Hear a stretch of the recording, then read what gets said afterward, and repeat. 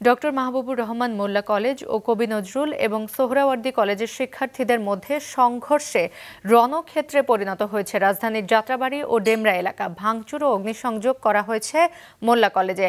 গতকালের হামলার পর সকাল থেকেই কবি নজরুল ও সোহরাওয়ার্দী কলেজের শিক্ষার্থীরা বাহাদুর শাহ পার্কের সামনে লাঠি সোঁটা নিয়ে জড়ো হতে থাকে। পরে বেলা 11:30টার দিকে বিক্ষুব্ধ শিক্ষার্থীরা রায় সাহেব বাজারের দিকে অগ্রসর হয়।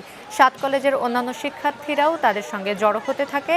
পরে বেলা 12:30টার দিকে কিছু শিক্ষার্থী ওই কলেজে বিভিন্ন স্লোগান দিয়ে হামলা ভাঙচুর এবং ভেতরে প্রবেশ করে।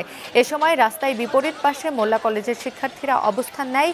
এর পরপরই শুরু হয় দুপক্ষের সংঘর্ষ। তাদের থামাতে কারো কোনো চেষ্টা দেখা যায়নি। আহত হয় অনেকে, তবে এখন সেখানে গেছে পুলিশ। ঢাকার ন্যাশনাল মেডিকেল কলেজ হাসপাতালে এক শিক্ষার্থীর মৃত্যুর ঘটনায় গতকাল সেখানে হামলা ও ভাঙচুর চালায় মোল্লা কলেজের শিক্ষার্থীরা। এ সময় তারা কবি নজরুল ও সোহরাওয়ার্দী কলেজেও ভাঙচুর করে। এর প্রতিশোধ হিসেবে দুপুরে মোল্লা কলেজে হামলা চালায় কবি নজরুল ও সোহরাওয়ার্দী কলেজের শিক্ষার্থীরা।